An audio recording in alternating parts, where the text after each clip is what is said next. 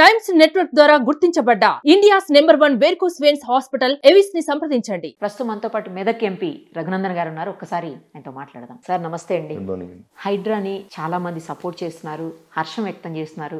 కొంతమంది హైడ్రా బాధ అంటున్నారు, కొంతమంది హైడ్రా బ్యాడ్ అంటున్నారు. మీరేమంటారు? దీన్ని ఎలా సపోర్ట్ చేస్తారు? చూడాలంటే మజ్ను కళ్ళతో చూడాలి. ఒక సైన్స్ టీచర్గా పర్యావరణం పరిరక్షించాలని కోరుకునేటువంటి వ్యక్తిగా వాయనాడ్ లెక్క, ఉత్తరాఖండ్ లెక్క, కేదార్నాథ్ లెక్క హైదరాబాద్ కావద్దని కోరుకునేటువంటి ఒక పర్యావరణం మీద అవగాహన ఉన్నటువంటి వ్యక్తిగా చెరువులు, కుంటలు, నాలాలకు అడ్డంగా కట్టినటువంటి అన్ని కన్స్ట్రక్షన్స్ని బేషరతుగా తొలగించాలనేటువంటి మాటకి నేను కట్టుబడి ఉంటాను. ఇదేదో రేవంత్ రెడ్డి గారు మొదలుపెట్టిన కార్యక్రమం అని చాలామంది అనుకుంటున్నారు, భ్రమలలో ఉన్నారు. 1994లోనే అప్పటి కాంగ్రెస్ ముఖ్యమంత్రి గౌరవనీయులు స్వర్గీయ దివంగత కోట్ల విజయభాస్కర్ రెడ్డి గారు భాగ్యనగరంలో మీరాలం ట్యాంక్ అనేటువంటి ట్యాంకులో కబ్జాలు అవుతున్నాయి, అక్రమ కట్టడాలు కడుతున్నారని ఒక వార్త వస్తే రేచల్ చటర్జీ అని ఒక సీనియర్ IAS అధికారిని పంపించి మీరాలం ట్యాంక్ మొత్తం క్లీన్ చేయమని అప్పుడు రేచల్ చటర్జీ గారిని పంపిస్తే రేచల్ చటర్జీ గారి నాయకత్వంలో అప్పుడు మొత్తం అన్ని డిస్మెటల్ చేసేసినారు. కానీ ఇలా మీరాలం ట్యాంక్ ఉందా నిరూపం గారు. నా ఈ ఇంటర్వ్యూ తర్వాత నా విజ్ఞప్తి మీతోటి, మీరు చక్కగా భాగ్యనగరంలో ఉన్న ఓల్డ్ సిటీకి పోయి మీరాలం ట్యాంక్ ఏడుంది అని అడుగుండ్రి. చెరువులకు వచ్చే నీళ్ళు చెరువు లేకుండా చేస్తారు, కట్ట లేకుండా చేస్తారు, నాలాల మీద ఇండ్లు కడితిరి. మొన్న పోయిన నెలలో చిన్న వర్షం వస్తే హైదరాబాద్లో ఒక మాన్యువల్ ఓపెన్ అయింది. ఇంటి ముంగట ఆడుకున్న పాపకి ఏం తెలుస్తుంది? మాన్యువల్ ఓపెన్ అయింది, పోయి అందులో పడిపోయింది. పడిపోతే శవమై తేలింది. ఒక 2 సంవత్సరాల కూతురు పోగొట్టుకున్న తల్లిదండ్రుల కంఠశోష ఏందనేది ఒకసారి అర్థం చేసుకో. కాలేజీకి వస్తున్న ఒక 18 సంవత్సరాల అమ్మాయి స్కూటీ మీద వరద నీళ్ళలో కొట్టుకొని పోయి నాలలో ఎక్కడో అంబర్పేటలో శవమై తేలింది. ఎవరు బాధ్యత వహించాలి? నిరూపణ. ఆఫీస్ నుంచి వైఫ్ హస్బెండ్ వెళ్తూ కూడా వైఫ్ బండి మీద నుంచి జారి నీళ్ళలో పడి చనిపోయింది. సో ఎవరు బాధ్యత వహించాలి దీనికి? దీని పేరు భాగ్యనగరం, విశ్వనగరం, సైబర్ సిటీ. ప్రపంచ చిత్రపటంలో భాగ్యనగరానికి ఒక గుర్తింపు, గౌరవం వచ్చినటువంటి పట్టణం. ఇక్కడ మాన్యువల్ ఓపెన్ అయ్యి 2 సంవత్సరాల పాప అందులో పడిందనే అంతర్జాతీయ మీడియా ఏదైనా వార్త రాస్తే మన పరువు ప్రతిష్టలు ఏమైతాయి? ఇవన్నీ ఎందుకు? ఒక 1 మంత్ మేము పార్లమెంట్ నడుస్తున్నప్పుడు చూసినాం. కేరళలో వయనాడ్ అనేటువంటి ఒక ప్రాంతం అనేక కమిటీలు హెచ్చరించినప్పటికీ కూడా అక్కడ ఇల్లీగల్ కన్స్ట్రక్షన్ చేసి నాలాల గడ్డం, నీళ్ళ గడ్డం, చెరువుల గడ్డం, కుంటల గడ్డం పెడితే ప్రకృతికి ప్రకోపం వస్తే ఎవరు ఆపుతారు తెలియదండి. ఆ నీటి ప్రవాహానికి ఎంతమంది బలైనరు? అందరం చూస్తుండగా ల్యాండ్ స్లైడ్స్ వచ్చి 500-600 మంది చనిపోయినరని, వందలాది మంది నిరాశ్రయులైనరని, వేలాది మంది కష్టకాలంలో ఉన్నారని చూసినాం. నేనేమంటాను, ఎకలాజికల్ ఇంబ్యాలెన్స్ జరగొద్దు. చెరువు జాగాలో చెరువు ఉండాలి, కుంట జాగాలో కుంట ఉండాలి, వర్షం పడితే నీళ్ళు స్ట్రైట్గా పోవడానికి అవకాశం ఉండాలి. హైదరాబాద్లో భూముల ధరలు పెరిగినాయని, కుంటలు, చెరువులు, కబ్జాలు, నాలాలని మీకు తెలుసా? హైదరాబాద్లో 2522 చెరువులు, కుంటలు ఉన్నాయి. నిరుపమ గారు, మీరు భూతద్దం పెట్టుకొని తిరుగుండి, ఇప్పుడు ఎన్ని మిగిలినాయో లెక్క చూడండి. 160 అని సోలు వాళ్ళు చెప్తున్నారు. 2500 HMDA పరిధిలో 2252 కుంటలు ఉన్నాయని, వాటికి అన్నింటికీ బఫర్ జోన్లు గుర్తించి బౌండరీలు ఫిక్స్ చేయమని సాక్షాత్తు ఈ రాష్ట్ర సర్వోన్నత న్యాయస్థానం చెప్పింది. ఏం పని చేస్తుంది తల్లి HMDA? ఎంతసేపు పన్నులు వసూలు చేసుకుందామా, ఏడ సర్కారు భూమి ఉంటే అమ్ముకుందామా, అమ్ముతే ఎకరానికి 100 కోట్లు వస్తుందా, 2 రంగు రోడ్లు వేద్దామా, అందమైన బంగ్లాలు కడదామా, ఇదే హైదరాబాద్ డెవలప్మెంట్ అని చెప్దాం అనుకుంటే ఇది కాదు హైదరాబాద్ డెవలప్మెంట్. భవిష్యత్తులో భాగ్యనగరం కష్టకాలను ఎదుర్కోబోతుంది. కాబట్టి పర్యావరణాన్ని రక్షించడం కోసం నేను మాట్లాడుతున్నా తప్ప ఇది కాంగ్రెస్ పార్టీయో, భారతీయ జనతా పార్టీయో, లేకపోతే BRS పంచాయతీయో కాదు. ఇది భాగ్యనగరంలో ఉంటున్న 140 కోట్ల మంది ప్రజల గొంతుకగా Raghunandan Rao is the voice of voiceless అని నాకు ఈ రాష్ట్ర ప్రజలు ఏ బిరుదునైతే ఇచ్చారో అట్లా ఎవరైతే గొంతు లేని వాళ్ళు ఉన్నారో ఆ గొంతు లేని వాళ్ళ పక్షాన నేను నిలబడి మాట్లాడాలనుకుంటున్నాను. ఎస్, గరీబులకు అన్యాయం జరుగుతుంది, నాలాల మీద ఇల్లుగులు కొడుతున్నారు. నేనేమంటున్నా, ఎన్ కన్వెన్షన్ కట్టి ఒక దావత్కి ₹1 కోటి తీసుకున్నాడు హీరో గారు. అట్లా 2014లోనే హైకోర్టు దాని మీద విచారణ జరిపి కూలగొట్టమని చెప్పింది. 2014 నుంచి 2024 దాకా ఎన్ కన్వెన్షన్లో అయిన దావతులన్నీ, వచ్చిన పైసలన్నీ అవి రికవరీ చేయండి. రికవరీ చేసి ఇట్లా కొట్టుకుపోతున్న వాళ్ళకి, అట్లా నాలాల మీద ఇండ్లు కట్టుకున్న వాళ్ళకి, గరీబ్ వాళ్ళని తీసుకొచ్చి మీరు 1 ఎకరం అమ్మితే 100 కోట్లు వస్తుంది కదా రింగ్ రోడ్డు పక్కన. ఆడ మనిషికి 150 గజాల స్థలం ఇచ్చి చిన్నది ప్రధానమంత్రి ఆవాస్ యోజన కింద ఓ ఇల్లు కట్టి వాళ్ళకి 10 ఎకరాలు అమ్మకుండ్రి. 1000 కోట్లు తక్కువైతే ఏమవుతుంది రాష్ట్ర బడ్జెట్కి? లేదు, కాలేజీలు ఉన్నాయి. సల్కం చెరువులో కట్టిన ఫాతిమా కాలేజో, లేకపోతే అక్కడ కుత్బుల్లాపూర్లో కట్టిన మల్లారెడ్డి గారి మెడికల్ కాలేజో, లేకపోతే అక్కడ కట్టిన అనురాగ్ యూనివర్సిటీ పల్లా రాజేశ్వర రెడ్డి గారి మెడికల్ కాలేజీలోనో ఒక్కొక్క మెడికల్ సీటు కోట్లకు అమ్ముకుంటున్నారు కదా. వాళ్ళ దగ్గర ముక్కు విండా డబ్బులు వసూలు చేయండి. చేసి ఆ డబ్బులతోటి ఎవరైతే చెరువులకి, నాలాలకి ఎవరో బిల్డర్ అన్యాయంగా కట్టి HMDA అనుమతి ఇచ్చి అకాలంగా ఇబ్బందులు పడి ఇప్పుడు రోడ్డు మీద పడేటువంటి పరిస్థితి వచ్చినటువంటి కుటుంబాలను ఐడెంటిఫై చేసి రింగ్ రోడ్డు పక్కన వాళ్ళకి మీరు ఏదైతే ఎకరం అమ్మితే 100 కోట్లు పోతుందో ఆ భూమిలో 150 గజాలు, దే విల్ ఫీల్ హ్యాపీ. రాష్ట్ర ప్రభుత్వం ఏమాత్రం మానవత్వంతో వ్యవహరించలేదా? గరీబోని ఇల్లు కూలగొట్టేందుకేమో ఉత్సాహం వస్తుంది, సల్కం చెరువు కూలగొట్టమంటేనేమో ఇంకోటి చెప్తారు. ఆయన బారిస్టరు, ఓ పార్టీని నడిపిస్తుండు, దేశమంతా ప్రచారం చేస్తాడు. వాళ్ళ తమ్ముడేమో లీడర్ ఆఫ్ అపోజిషన్ వాళ్ళ పార్టీ నుంచి, అసెంబ్లీలో ఏది పడితే అది మాట్లాడుతుంటాడు. మరి చెరువులు కట్టేటప్పుడు అన్నం తినలే? సుప్రీంకోర్టు చెప్పింది కదా ఈ దేశంలో చెరువులు కుంటలు నాలాల్ని కాపాడాలి అని చెప్పింది. ఎవరైనా కడితే కూలగొట్టమని చెప్పింది. What is wrong with you? మీరు ప్రజాప్రతినిధులే ఇట్లా చేస్తూ ఉంటే, బ్లాక్మెయిల్ చేస్తూ ఉంటే ఎట్లుంటుంది? కాబట్టి హైడ్రా నిష్పక్షపాతంగా, అది తెల్ల జెండా వల్లదా, పచ్చ జెండా వల్లదా, ఆకుపచ్చ జెండానా, ఎర్ర జెండానా, 3 రంగుల, ఈ జెండానా, ఆ జెండానా పక్కకు పెట్టుండ్రి. ఏ జెండా వాళ్ళు చెరువులున్నా తొలగించుండ్రి. ఒకవేళ గరీబోడు ఉంటే ఆ గరీబోనికి ప్రత్యామ్నాయ మార్గం చూపించుర్రి. ప్రత్యామ్నాయ మార్గం ఎట్లా చూపించాలనేది మీకు డౌట్ ఉంటే అఖిలపక్షాన్ని పిలువుండ్రి. నాలాంటి వకీలను 10 మందిని పిలువుండ్రి, చెప్తాం సమాధానం. వాళ్ళ దగ్గర వసూలు చేయండి, గరీబోళ్ళకి ఈయనరే అంటున్నాం. What is wrong with this government? నీతిని నిజాయితీని ఉన్నట్టు మాట్లాడితే రఘునందన్ హైడ్రాకి ఎట్లా సపోర్ట్ చేస్తాడు? రఘునందన్ హైడ్రాకి సపోర్ట్ చేస్తాడు, గరీబోనికి సపోర్ట్ చేస్తాడు. ఈ ఊరు బాగుంటే రఘునందన్ ఊర్లో బతుకుతా అనుకుంటున్నాడు. ఊరుని చంపి ఊర్లో ఎట్లా బతుకుతారు మీరు? ఈ ఊరే లేకపోతే, చెరువే లేకపోతే చేపలేడు ఉంటాయి? నిరుపమ గారు, చెరువు ఉంటే చేపలు ఉంటాయి. ముందు ఈ భాగ్యనగరంలో ఈ హెచ్ఎండిఏ పరిధిలో ఉన్న చెరువులు కుంటల్ని రక్షించుండ్రి. ఇది రఘునందన్ చెప్తలేడు, సుప్రీంకోర్టు ఎప్పటి నుంచో చెప్తా ఉంది, హైకోర్టులు చెప్తా ఉన్నాయి. కాపాడండి అంటున్నాం. వీళ్ళు ఒక ఆయన మొదలుపెట్టిండి ఆ పని. Why can't you appreciate that officer or government? మీకు వచ్చిన కడుపు నొప్పి ఏంది? ఇది నా వాదన.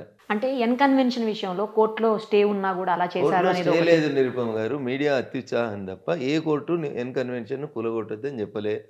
2016లోనే పబ్లికేషన్ అయింది, 2016లోనే కూలగొట్టాలి. కానీ అప్పుడు ఉన్నటువంటి ప్రభుత్వం వాళ్ళకు ఉన్నటువంటి ఆర్థిక లావాదేవీలో ఇంకేమైనా సంబంధాలు ఉన్న బాంధవ్యాలు ఉన్నాయో నాకు తెలియదు, వాటితోటి కాపాడిర్రు. వాళ్ళ కోడల్ని తెచ్చి బ్రాండ్ అంబాసిడర్ అన్నారు చేనేతకి.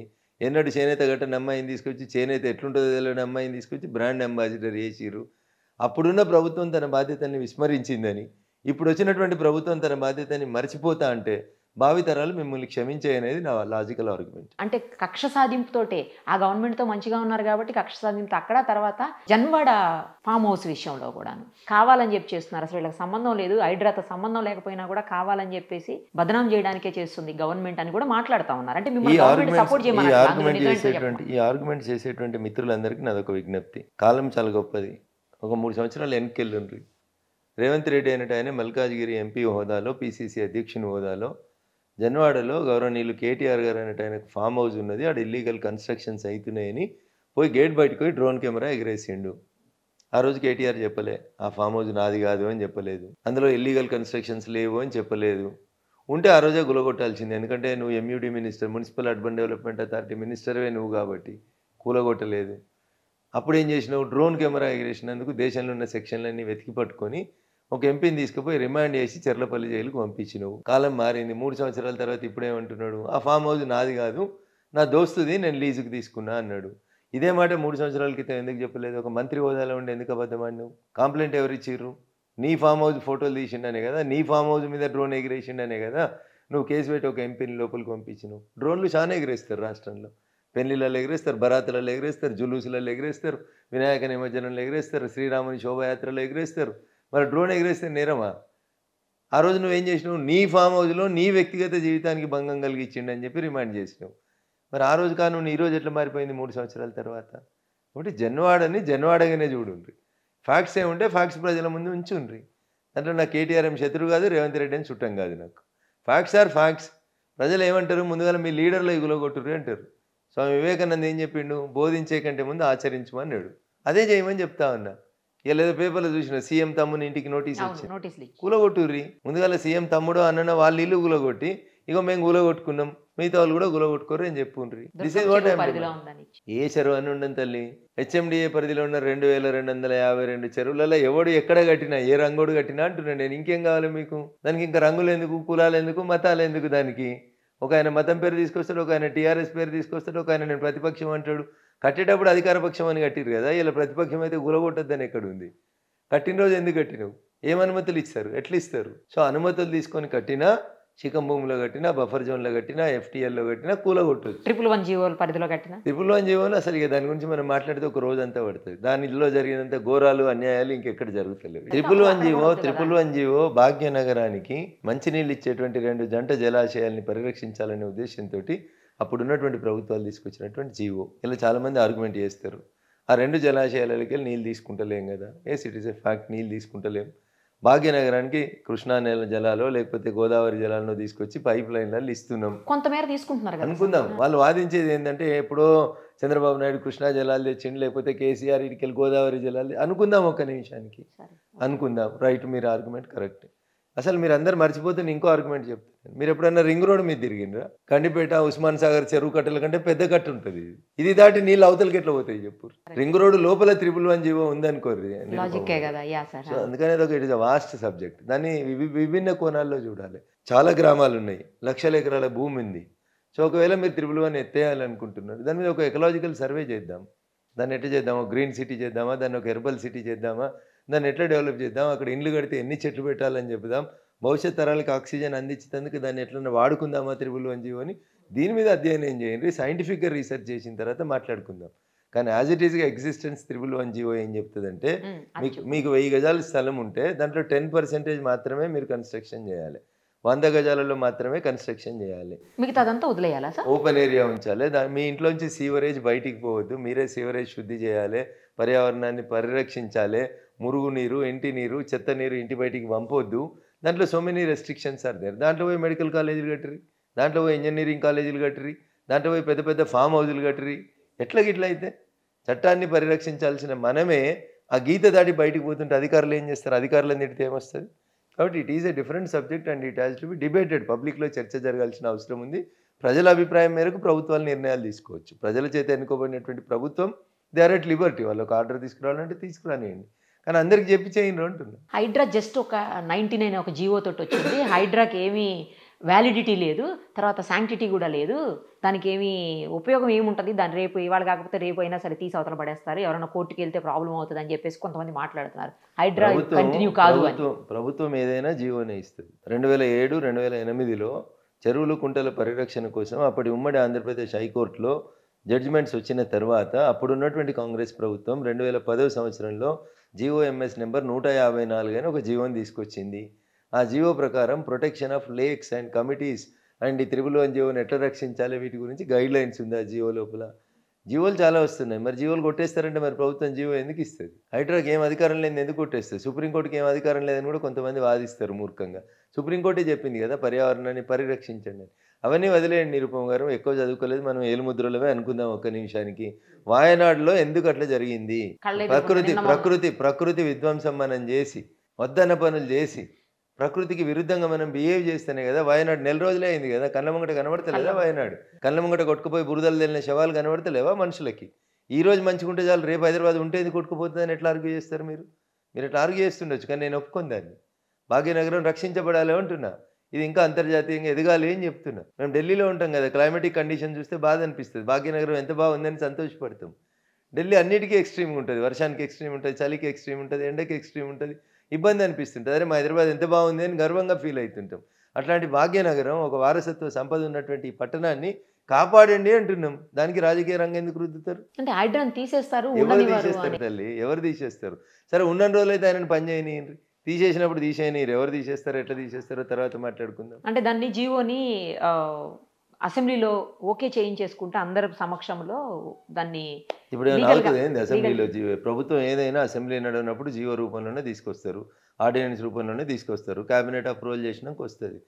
సో ఈ కోడిగుడ్డు మీద ఈకలు వీకేటువంటి పెద్ద మనుషులందరికీ సల్కం చెరువులో ఫాతిమా కాలేజీ కట్టిన రోజు కళ్ళు ఎడబోయినాయి అని అడుగుండ్రి.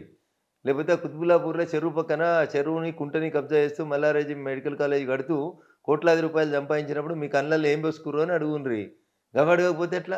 దుండిగల్లో మర్రి రాజశేఖర రెడ్డి వేరు, మల్లారెడ్డి వేరు కాదు, ఇద్దరు ఒకటే కుటుంబం కాదు. ఈ ఇంట్లోకి వెళ్ళి ఆడబిడ్డ, ఆ ఇంట్లోకి పోయింది, ఆ ఇంట్లోకి ఆడబిడ్డ. చెరువు వేరు, అక్కడ చెరువు వేరు. ఏ చెరువు అయినా నేను ఏమంటున్నాను నిరుపమ గారు, నాకు ఆ 2252 చెరువుల పేర్లు తెలివే కానీ ఆక్రమణలకు గురైనైతే తెలుసు. ఆక్రమణలు తొలగించాలనే మాటకు రఘునందన్ కట్టుబడి ఉంటాడు. సుమన్ టీవీలో మీ పర్సనల్ అండ్ బిజినెస్ ప్రమోషన్స్ కోసం కింది నెంబర్కి కాంటాక్ట్ చేయండి.